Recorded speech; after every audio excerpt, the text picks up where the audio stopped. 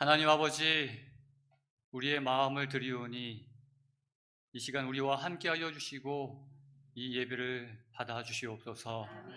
우리의 구주 되신 예수님의 이름으로 기원하옵나이다. 아멘.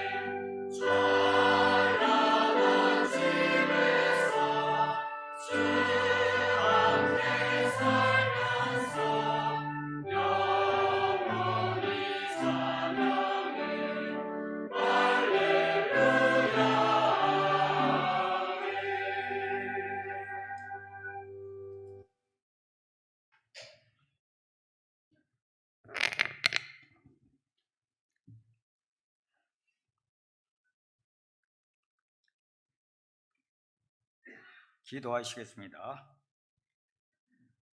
사랑과 은혜가 풍성하신 하나님 아버지, 즐겁고 행복한 교회 창립 78주년 기념 안식일을 주셔서 감사합니다. 풍성한 가을의 끝자락인 11월을 맞아 예배 드리게 해주신 은혜에 감사드리며 계절의 변을 통해 말씀하시는 11월을 맞아 겸손한 마음으로 나오며 저의 예배를 기쁘게 받아 주옵소서. 2023년도 얼마 남지 않았습니다. 하나님께서 저희들에게 많은 은혜를 베풀어 주셨건만 우리는 하나님의 뜻대로 살지 못한 지난 날들을 보아 저의 생활에 급급하여 주님께 가까이 나가지 못한 지난 날들의 모습을 용서하여 주옵소서. 저희들을 긍휼히 여기사 저의 죄를 십자가의 보혈로 깨끗이 씻어 주옵소서. 악하고 뿌리 깊은 죄악들을 성령의 능력으로 완전히 제거해 주시고 그리스도의 참 모습을 담게 하여 주옵소서. 얼마 남지 않은 올 한 해의 시간을 주님에게 동행함으로 풍요로운 계절에 저희들에게 삶도 결실을 맺을 수 있도록 성령 하나님께서 도와주옵소서. 이제 주님의 종 목사님으로부터 다 이루었다는 제목으로 말씀을 전하실 때 우리가 가는 길이 아무리 외롭고 어렵고 힘든 길이고 험한 가시밭길이라 할지라도 예수님이 가신 길이라면 어디든지 끝까지 순종하며 따라갈 수 있는 믿음의 형제들이 되게 하여 주옵소서. 지금은 예배를 시작하는 시간입니다. 끝나는 시간까지 성령 하나님께서 함께 하시는 시간이 되게 하여 주옵소서. 우리의 소망이 되시고 우리의 참빛 되시는 예수 그리스도의 귀하신 이름으로 간절히 기도합나이다. 아멘.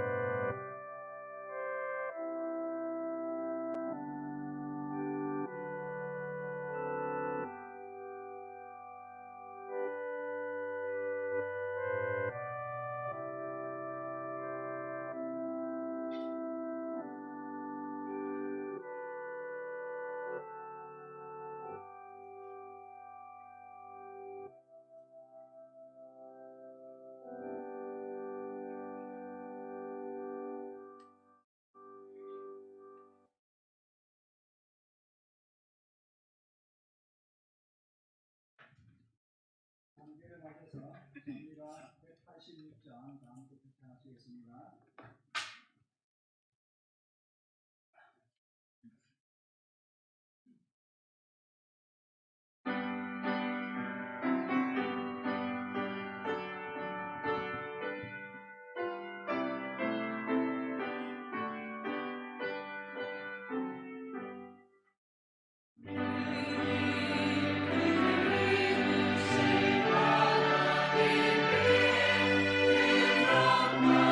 Amen.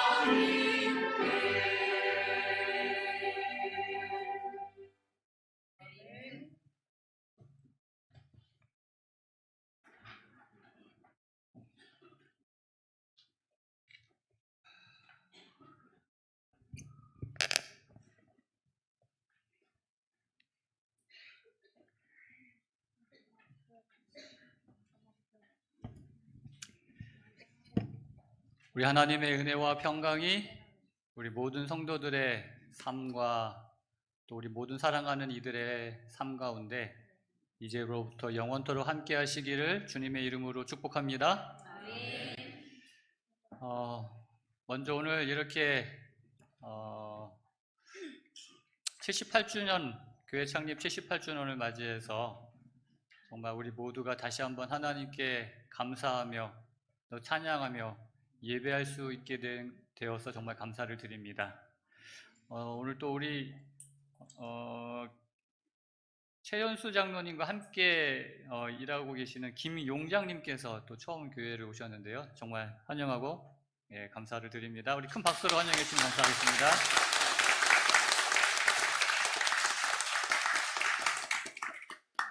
우리 교회 연역을 보면은 그 교회가 어떻게 시작이 되었는지가 이제 기록이 되어 있습니다. 물론 자세하게는 기록이 안 되기 때문에 뭐 자세하게는 모르지만 어쨌든 우리 홍성교회가 처음 시작된 것이 1945년이라는 것만은 확실합니다. 광천에서 오신 우리 한 여집사님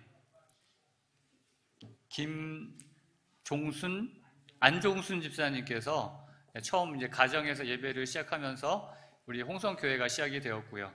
홍성에서 첫 집회가 시작이 되었고요. 그 불꽃이 꺼지지 않고 오늘까지 이어져서 지금에 이르게 된 것입니다. 그 가운데 오늘까지 있게 된 그 역사 가운데에는 많은 분들의 헌신과 수고가 있었음을 우리는 기억합니다. 이 교회를 지키신 우리 수많은 성도님들, 또 이 교회를 또 담임하셨던 23분의 목사님들, 이렇게 많은 분들의 수고와 헌신과 기도가 있었기 때문에 오늘 이 순간이 있었다고 생각이 됩니다. 다시 한번 이렇게 오늘까지 인도하신 하나님께 감사를 드리고, 특별히 오늘 우리가 79장, 시대의 소망 79장 다 이루었다라는 이 내용을 오늘 하게 된 것은 정말 이거는 하나님의 섭리라고 생각이 됩니다. 우리가 시대의 소망을 매주 한 장씩 묵상하면서 그렇게 79주를 지내왔습니다. 여러분, 이 시대의 소망, 어떻게 보면 참 방대한 내용이기도 한 이 시대의 소망에서 하이라이트가 바로 오늘입니다. 클라이막스, 절정, 그것이 바로 저 갈바리 언덕에 세워졌던 십자가이거든요. 예수님께서 그 십자가를 향하여 태어나신 그 순간부터 묵묵하게 걸어오셔서 그렇게 클라이막스로 십자가가 세워졌던 것을 오늘 이 순간, 이 시간 우리가 살펴볼 것입니다. 제가 이 시대의 소망을 말씀을 묵상하고 또 저희가 설교를 하면서 사실 매주마다 저는 참 고민되는 시간들이었어요. 모두가 함께 묵상하면서 은혜 받은 것, 그냥 그게 나누는 게 아니라 그냥 다 아는 내용을 또 다시 제가 이야기하기는 그렇고, 여기에서 또 다른 하나님께서 주시는 무언가 그 감동을 드려야 할 텐데 그게 쉽지 않았습니다. 특별히 이 79장 다 이루었다는 지금까지 제가 했던 이 시대의 소망의 그 모든 설교보다 더 어려웠어요. 제일 고민되었고 일주일 내내 이 말씀을 가지고 제가 씨름을 했습니다. 기도했고요.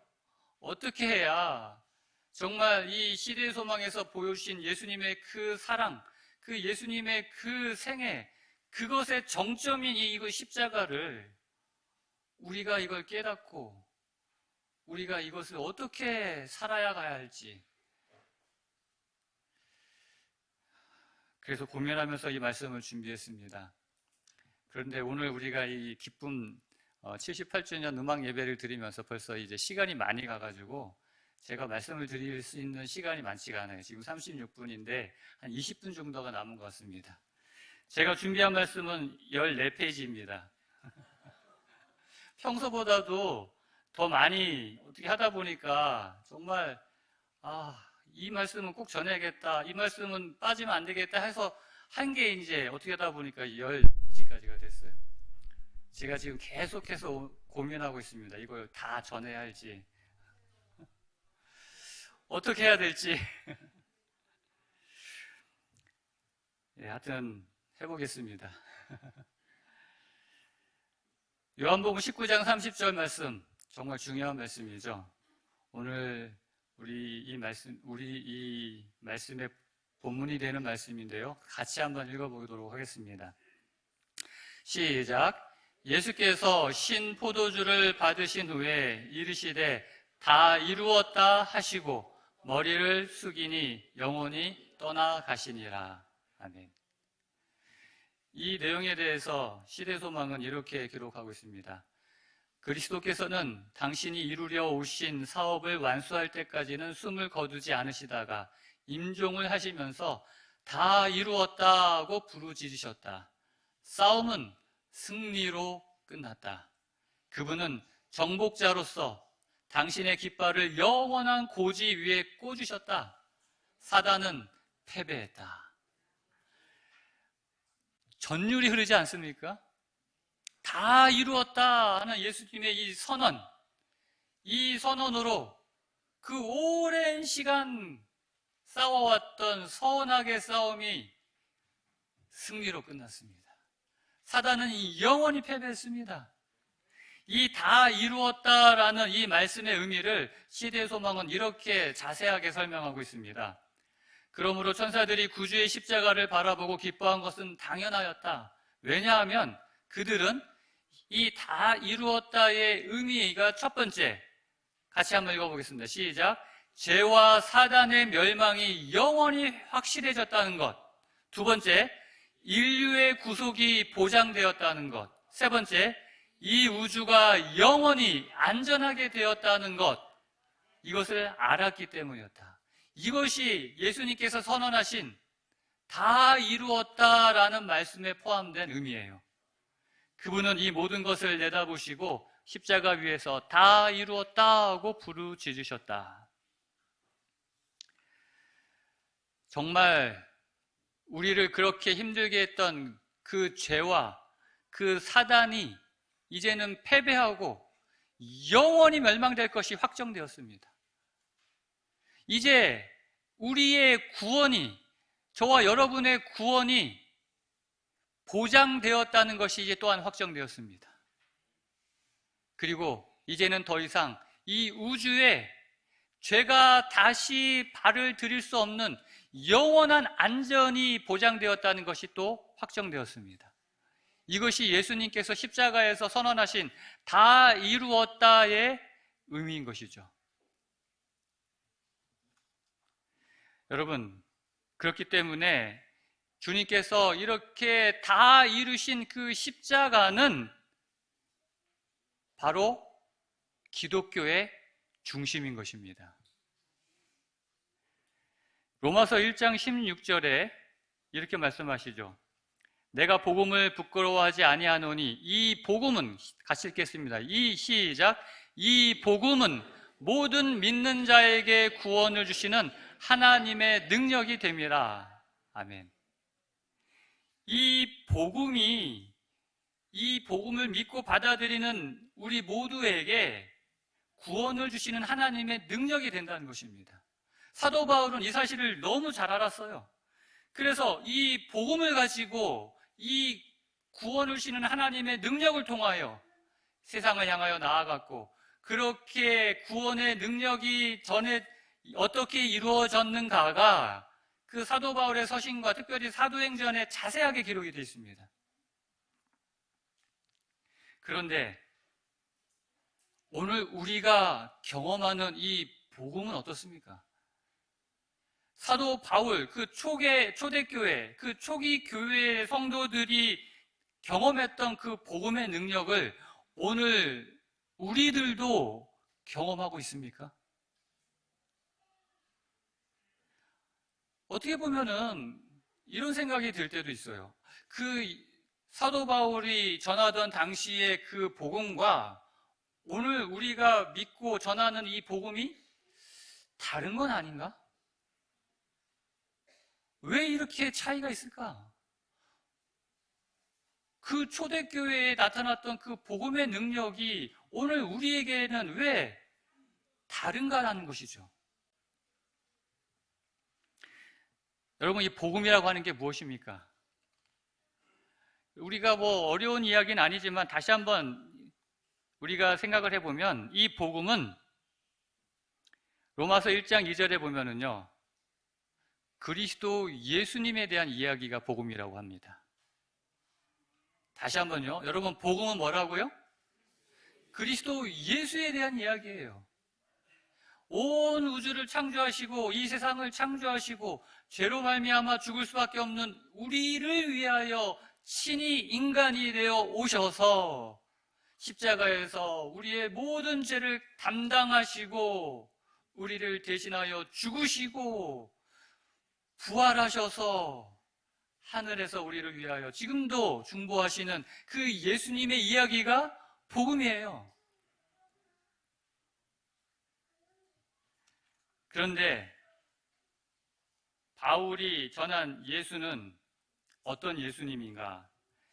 고린도전서 1장 23절에 보면은 특별히 바울이 전한 그 초대교회를 그렇게 복음의 능력으로 뒤흔들었던 그 예수님은 어떤 예수님인가? 고린도전서 1장 23절 십자가에 못 박힌 그리스도를 전했다라고 말씀하고 있어요. 어떤 예수님을요? 십자가에 못 박힌 예수님. 십자가의 예수님. 그래서 복음이 예수님 이야기라고 한다면 그 예수님의 이야기의 핵심은 뭐라고요? 십자가의 예수님이에요. 그 예수님의 생애, 그 예수님의 모든 우리를 위하여 베푸신 그 모든 생애 가운데 정점, 정말 하이라이트, 클라이막스, 그게 바로 십자가라는 것입니다. 저는 우리 홍성교회, 우리 성도들이 이 복음에 대하여 정말 가슴으로 경험하고 느끼고 오늘 우리 모두가 이것을 마음 가운데 세우는 그런 시간이 되기를 간절히 소망합니다. 사도 바울은 뭐라고까지 얘기했냐면은 고린도전서 2장 2절에 예수 그리스도와 그가 십자가에 못 박히신 것 외에는 아무것도 알지 아니하기로 작정하였다라고 말씀하고 있습니다. 이 고린도전서, 이 고린도 교회에 복음을 전하기 전에 아테네에서 복음을 전했는데 그때 이 사도 바울이 처참한 실패를 경험합니다. 거기서 성공하지 못해요. 그때는 정말 화려한 언변과 자신이 가지고 있는 그 모든 지식과 지혜와 논리를 가지고 완벽하게 예수님을 증거합니다. 봐라! 예수가 어떤 분인지. 하지만 그것이 통하지 않았어요. 실패합니다. 도망치듯 거기서 떠나옵니다. 그가 깨달은 것이 있었어요. 그가 사도 바울이 전하는 복음의 핵심은 뭐다? 십자가다. 그래서 내가 예수 그리스도와 그가 십자가에 못 박히신 것 외에는 아무것도 알지 아니하기로 내가 작정했다. 그리고 그렇게 고린도에서 복음을 증거합니다. 이 바울의 삶은 그렇기 때문에 그리스도 십자가, 오직 십자가, 그의 모든 삶은 십자가로 대변됩니다. 그래서 그의 삶을 전할 때 대표해서 이렇게 두 가지로 그의 삶을 이야기합니다. 갈라디아 6장 14절 같이 읽겠습니다. 시작. 그러나 내게는 우리 주 예수 그리스도의 십자가 외에 결코 자랑할 것이 없으니. 여기까지요. 십자가 외에는 알지 아니하기로 작정한 이 사도 바울이 이제는 십자가 외에는 결코 자랑할 것이 없다고 이야기합니다. 그리고 마지막 그가 이야기한 건 뭐냐면 내가 그리스도와 함께 이제 십자가에 못 박혀 죽었다고 얘기합니다. 그의 삶은 예수 그리스도를 만난 이후로 오직 십자가밖에 없었다는 것이죠. 물론 처음부터 이런 삶을 살았던 건 아니에요. 그의 삶이 점점 더 하나님의 은혜의 깊은 바다 속에 들어갈수록 그의 삶에 더 풍성해진 것은 이 십자가였어요.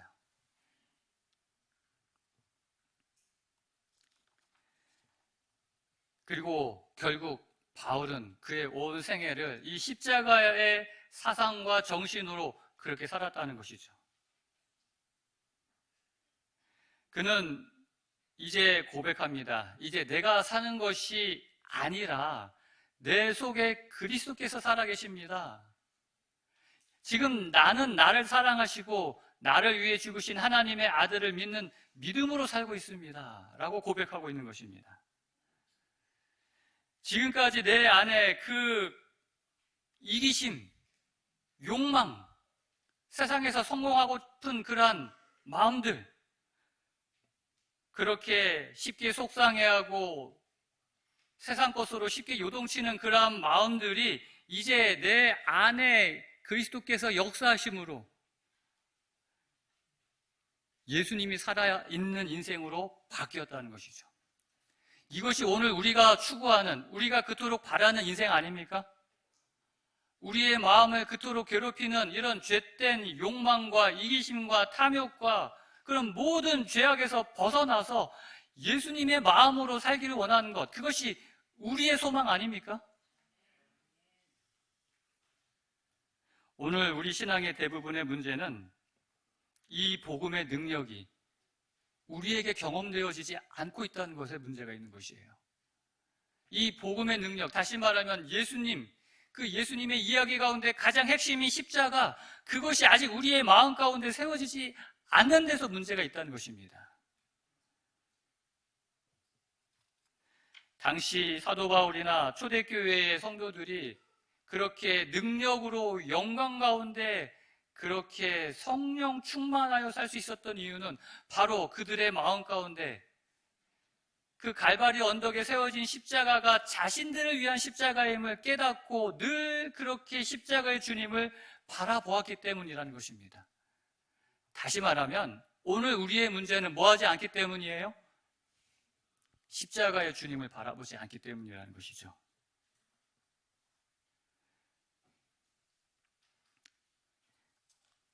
오늘 우리의 삶이 예수님의 십자가를 바라보게 되길 간절히 소망합니다. 예수님의 이 십자가에서의 죽음은 정말 너무도 갑작스러운 죽음이었어요. 그 당시 그 어느 누구도 예수님께서 그처럼 십자가에서 허무하게 돌아가실 줄은 아무도 생각 못했습니다. 그 전날까지만 해도 예수님은 그 예루살렘의 왕으로서 그렇게 나귀를 타고 입성하였고 무언가 예수님을 통하여 어떤 새로운 일이 벌어질 것을 기대하는 움직임으로 가득 찼었어요. 그런데 그 한 날, 그 한 밤에 갑자기 예수님께서 그렇게 사형 선고를 받고 그렇게 그 아침 십자가를 지고 그 십자가에 오전 9시쯤 갈바리 언덕에 달려 오후 3시쯤 돌아가셨어요. 이게 너무 갑작스러운 일이었습니다. 사람들은 깜짝 놀래가지고 도대체 어떻게 이런 일이 있을 수 있을까? 수많은 사람들이 이제 질문하기 시작했어요. 도대체 누가 예수 그리스도를 십자가에 못 박았는가? 도대체 왜 예수 그리스도는 십자가에 달려 돌아가셔야만 했는가? 사람들이 그 이유를 찾기 시작했을 때 우리가 지난 시간에 살펴보았지만 그 십자가의 세 주역들을 우리가 보았습니다. 첫 번째 유다가 있었고요. 그 다음에 대제사장들, 그 가운데 안나스와 가야바가 있었고 그 다음에 빌라도, 로마 총독 빌라도가 있었어요. 예수님을 십자가에 달려 돌아가시게 했던 결정적인 인물들입니다. 이 유다는 은 30에 예수님을 팔아버렸어요. 그 마음속에 있는 탐욕과 욕심으로 가득 차서 그 예수님을 팔아버렸던 것이죠. 안나스와 가야바는 그 예수님을, 그 무죄한 예수님을 온갖 시기와 질투를 가지고 그 자신의 자리를 위협하는, 사람들의 그렇게 인정과 환호성을 받는 예수님 때문에 자기가 가지고 있는 것들을 다 빼앗길까 봐 예수님을 결국 죽음으로 내뭅니다. 빌라도는 예수님이 무죄한 걸 알았어요. 죄가 없다는 것을 알았습니다. 그를 풀어주고 싶었어요. 그러나 결국 그를 십자가에 못 박게 했던 것은 자기가 누리고 있는 지위, 자기가 갖고 있는 것들을 빼앗길까봐, 그것을 잃어버릴까봐 결국 그는 세상의 권력과 명예를 지키기 위해서 이 무죄한 예수님을 십자가에 못 박게 내어주게 되었다는 것입니다. 여러분, 이 이야기들을 보면서 그 수많은 군중들이, 폭도들이 예수님을 십자가에 못 박으라고 외치는 그 모습들을 보면서 오늘 내가 혹시 그 자리에 있었다면 나는 어떻게 했을 것인가? 여러분, 그 생각 해보신 적 있으십니까? 내가 만약 유다였다면, 내가 만약 대제사장 가야바였다면, 내가 만약 빌라도였다면 여러분은 어떻게 하셨을 것 같아요? 여러분, 우리는 절대 그런 자리에 서지 않을 거라고 생각하실지 모르겠지만은 내 마음에 유다와 같은 탐욕이 여전히 자리 잡고 있다면 나 역시 그러한 자리에 그러한 선택을 할 수밖에 없다는 것이에요. 여전히 내 마음속에 가야바와 같은 시기와 질투심이 자리 잡고 있다면 나 역시 그 가야바와 같은 그 자리에서 똑같은 결정을 할 수밖에 없다는 것이죠. 빌라도처럼 내 마음속에 여전히 세상의 명예와 권력과 내가 누리고 있는 것들을 지키고자 하는 그런 마음이 있다면 모든 공의와 정의는 팽개친 채 예수님을 십자가에 못 박으라고 나도 선언할 수밖에 없다는 것입니다. 여러분, 내 마음속에 유다와 같은, 가야바와 같은 빌라도의 그 마음이 있다면 똑같다는 거예요.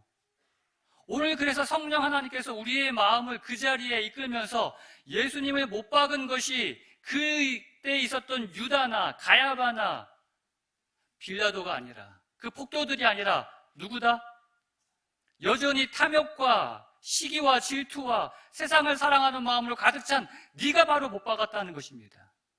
그것이 성령님께서 오늘 우리에게 말씀하시는 거예요.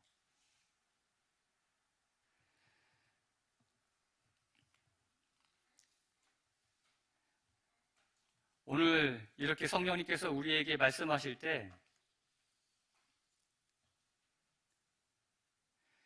사도행전에 보면은 베드로가 그 첫 설교를 사람들 앞에 합니다. 예수님의 이야기를 쭉 해요.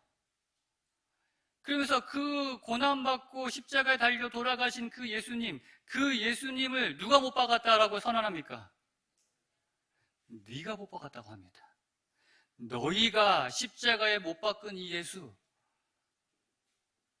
사람들이, 그 자리에 있는 사람들이 유다나 가야바나 빌라도나 폭도들이 아니었어요. 근데 너희가 못 박았다 그랬어요. 너희가 못 박았다. 그걸 들은 사람들이 뭔 소리야, 내가 무슨 못 박았어, 난 그 자리에 있지도 않았는데, 그렇게 하지 않았어요. 그들이 뭐 했다고요? 그 말을 듣고, 너희가 못 박았어 하는 그 말을 듣고 마음에 찔려서, 이 마음에 찔리다는 이 말의 의미가 뭐냐면 마음을 후벼 판다는 그런 의미예요.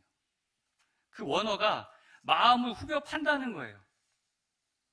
이렇게 내 마음을 후벼 파는 그런 찔림이 있은 다음에 그들이 뭐라고 해요? 우리가 어찌할꼬 부르짖는 것입니다. 오늘 우리에게도 우리의 마음 가운데 있는 이 죄악들, 여전히 정말 버리지 못하고 고민하고 있는 죄악들을 왜 버리지 못하고 왜 예수님의 뜻대로 살지 못하는가? 그 이유는 아직도 우리의 마음 가운데 있는 예수님을 못 받게 한 죄를 보지 못하기 때문에 그렇습니다. 이 죄가 내가 예수님을 십자가에 못 박았다는 것을 아직도 깨닫지 못하기 때문에 그래요. 제가 재림연수원에 가는 걸 참 좋아합니다. 목회 나와가지고 매년 이 재림연수원을 해마다 꼭 갔어요. 그래서 목사님들이 다 좋아하는 건 아니에요. 이 재림연수원에 가면 이제 일단 지금은 그렇게 하지 않지만은 이제 말을 뭐 하지 못하게 합니다. 침묵하게 해요. 그리고 그곳에서 일주일 내내 예수님의 십자가 이야기를 합니다. 그리고 이 시대 소망에 예수님이 십자가에 달려 돌아가신 이 부분에 대해서 읽게 합니다. 제가 왜 재림연수원을 좋아하냐면 이곳에서 제가 예수님을 보았기 때문에 그래요. 목사이지만 보지 못했던 그 예수님을 저는 이곳에서 예수님을 봤습니다. 내 죄를 보았고요. 내 죄 때문에 예수님이 고난당하신 그 모든 고난들을 보았어요. 저는 참 구원받고 싶어요. 정말 구원받고 싶습니다. 그런데 예수님의 십자가를 본 이후로 제가 구원받고 싶은 이유가 바뀌었어요. 예전에는 정말 멸망받지 않기 위해서, 받기 싫어서 정말 구원받고 싶었어요. 그런데 예수님의 십자가를 본 이후로는 예수님 때문에 구원받고 싶었어요. 예수님께서 나를 살리려고 그 모든 내 죄를 다 십자가에 감당하시고 돌아가신 것을 보니까 이렇게 예수님이 나를 사랑하시는데 이렇게 나를 위해서 그 모진 고난을 당하시고 십자가를 지셨는데 무엇 때문에? 나를 구원하기 위하여. 그 예수님의 마음을 보니까 정말 구원받고 싶었어요.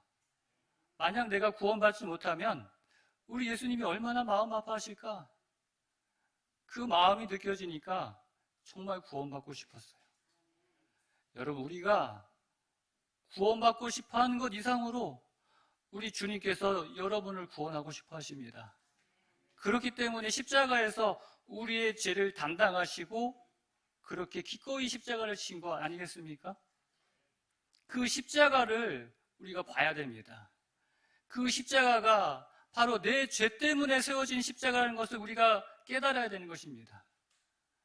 그 십자가의 주님이 나를 구원하시기 위하여 오늘도 그렇게 나의 피 외치면서 하늘에서 중보하고 계시다는 것을 우리가 봐야 됩니다. 그런 주님을 볼 때 우리에게 무엇이 생겨요? 여기 보면은 이렇게 말씀합니다. 그 다음 사도행전 2장 38절에 베드로가 이렇게 우리가 어찌할꼬 묻는 그 사람들에게 베드로가 이르되 너희가 회개하여 각각 예수 그리스도 이름으로 침례를 받고 죄 사함을 받으라.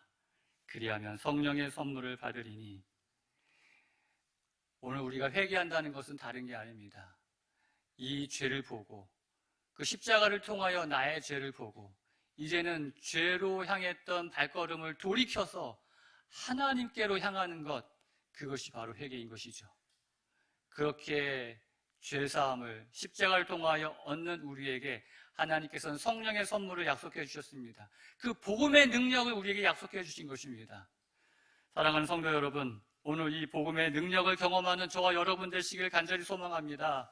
저 갈바리에 세워진 십자가가 나와 무관한 십자가가 아니라 나를 위한 십자가, 나 때문에 세워진 십자가, 그리고 지금도 우리 주님이 나를 구원하기 위하여 여전히 그렇게 간구하고 있다는 것 기억하심으로 여러분 꼭 구원 얻으시는 우리 모든 홍성 하늘 가족들 다 되시기를 간절히 소망합니다. 이제 다 같이 우리 기도하시도록 하겠습니다. 개인적으로 우리를 위하여 십자가에 달리신 주님을 바라보면서 그렇게 기도하도록 하겠습니다.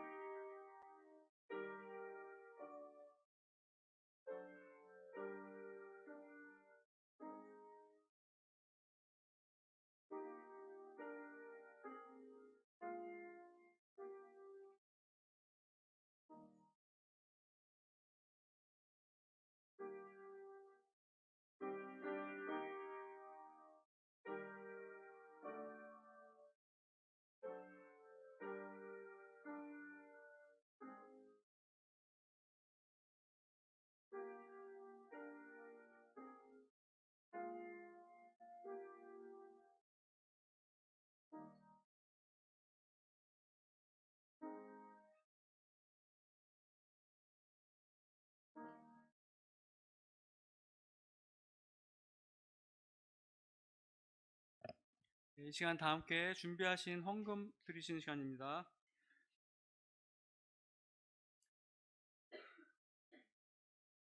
헌금에 관한 권면의 말씀을 낭독해 드리겠습니다. 내가 이 세대에서 부한 자들을 명하여 마음을 높이지 말고 정함이 없는 재물에 소망을 두지 말고 오직 우리에게 모든 것을 후히 주사 누리게 하시는 하나님께 두며.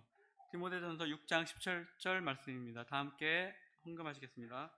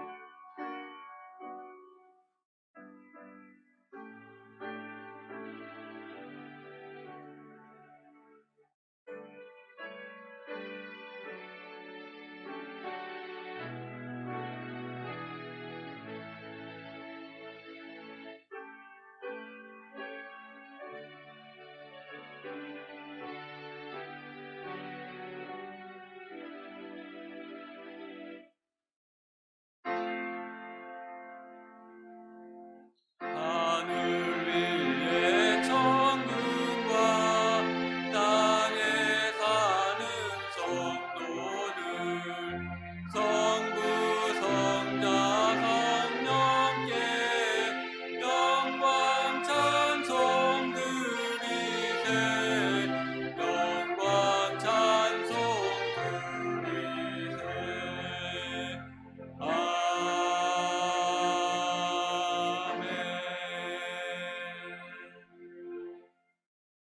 사랑과 은혜가 풍성하신 하나님 아버지, 특별한 안식일 보내게 해주시고 말씀으로 은혜 충만케 해주셔서 감사합니다.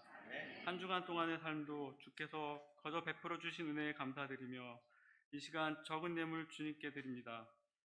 드릴 수 있는 작은 믿음 주셔서 감사드리며 주께서 우리에게 주신 큰 은혜 나누며 사는 주의 자녀들 모두가 되게 하여 주시옵소서.